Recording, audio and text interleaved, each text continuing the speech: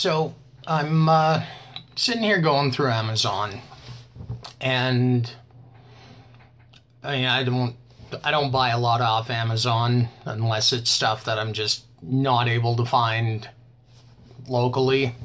So try to do what I can to keep up with gaming news. A lot of what I do here when it comes to gaming, it's not necessarily news. You're far better off going and checking out Young Yeah, The Quartering, Skill Up, Layman Gaming. I'm here more for just commentary. So, as somebody who has kept up with gaming over the years, one thing that I've really noticed, and maybe it goes as far back as to when Nintendo was working with Sony to develop the Nintendo PlayStation. That's a whole bunch of gaming history unto its own, so I'm not going to get into that too much. But with what I'm noticing with the search results is different products that are being put in front of me that normally I wouldn't look at. I noticed something with some of these Nintendo products that have popped up, and that isn't going to be the entirety of what the point of this video is. When you look at the consoles of gaming, you got Nintendo, Sony, PC, and Xbox. Now, I was a big fan of the Xbox 360. I jumped over to that from the PS2, which I'm pretty sure I'm going to be picking up a new one tonight because mine's finally shot. Going from the Xbox 360 and staying loyal to the Xbox brand I actually kind of feel robbed, and like I missed out on a console generation of gaming that could have been far more enriching than the lacking experience that I got through Xbox and the Xbox One. Anyway, so back when Nintendo and Sony were working to develop the Nintendo PlayStation, it was going to be a disc-based add-on for the Super Nintendo, intended to compete with the 32X for the Sega system, I believe. Now, eventually Nintendo pulled the plug and said, you know, we just don't see disc-based gaming as the future of gaming.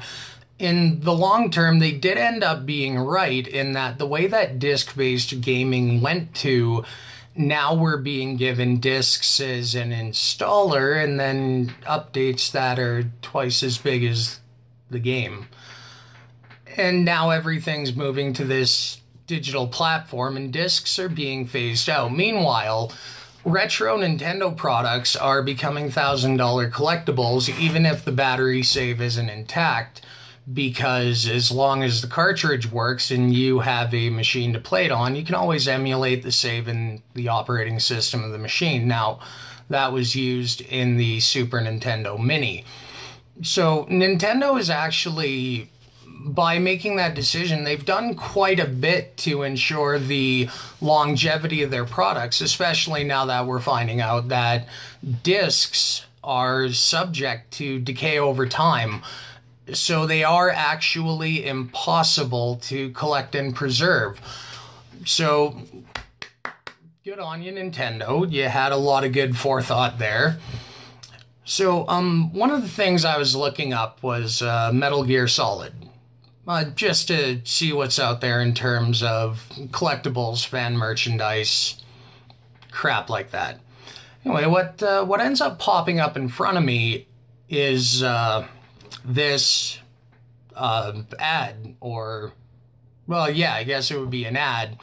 One of the things recommended was a copy of Metal Gear Solid 3 for the Nintendo 3DS. Now, I mean, I could be mistaken. I'm not looking at dates and stuff on the browser right in front of me here, but I mean, Metal Gear Solid 3 came out much to critical acclaim. I was playing it the other night. It's one of the reasons I'm buying a new console this evening. But the 3DS was much, much later. And this is kind of what I wanted to hit on here, where I find that a lot of, or at least after just doing a little bit of a quick skim and look on there, I'm finding that a lot of these products from outside of Nintendo's more known properties they either own or work with, that a lot of these products are actually games that were successful on other platforms, released on a Nintendo platform once Nintendo caught up with the technology to do it. Now, I mean, Nintendo's workings aside, I mean, I don't agree with their copyright, how jealous they are of their copyrights and the lawsuits that they put on people over it. But I do appreciate Nintendo's foresight in how they were going to maintain a product over the very long term. And I think that's almost a trait that's been lost upon the AAA gaming industry. Nintendo has heavily relied on single-player experiences to the point where they've been willing to even cripple the memory capacity of their games and hold back on what can be done to really making the most out of more simplistic designs. And I feel like to that extent, Nintendo deserves a lot of credit for their game design in that they've intentionally held themselves back from what can be achieved if they were willing to go to a disc-based platform. So, I mean, and they have cornered their edge of the market with that, which has been really, I mean, it's out of touch for me. I grew out of Nintendo when I made the switch to the PlayStation. But, I mean, don't get me wrong, there's still a lot of charm to be found in Nintendo games, and some of my favorite games of all time are on the Super Nintendo. Alternately, though, to what Nintendo's managed to do with their niche of the market, which they've kind of made very tech-specific, Sony has made a really good go of dominating the single-player experience. Now, I mean, you would think that if Sony bought out Naughty Dog and got them exclusively, if Xbox's answer to that was to buy, say, Rareware, another studio known for making really great single-player experiences, it says a lot between the directions that Xbox and Sony are trying to go into, where Sony is staying loyal to the single-player campaign. And they're seeing phenomenal sales because of it. Xbox's sales aren't quite as intact. And, I mean, to me, that is indicative of a problem. And, I mean, everybody else is very aware of that, too. But, I mean, would it be so wrong for some people to go back to that? I don't mean going back to constrained gaming. I mean just going back to a more simplistic design to make a game. I mean, most of Nintendo's games, or at least their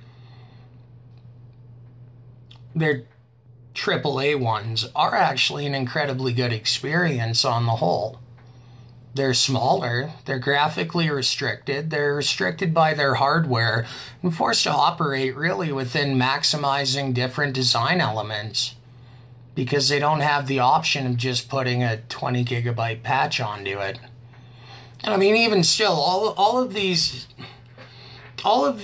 franchises, all of these releases that are coming out onto, you know, the more high-end systems like Xbox, PlayStation. I mean, PC gaming is immortal in its own right. It is. If somebody has a server they can back up enough information onto, those games can be reserved indefinitely and played privately. So, I mean, PC gaming is really its own beast as far as I'm concerned, and not one that I'm familiar with. So I don't talk about that often. Alternately, though, why can't Xbox seem to put out a good single-player exclusive experience.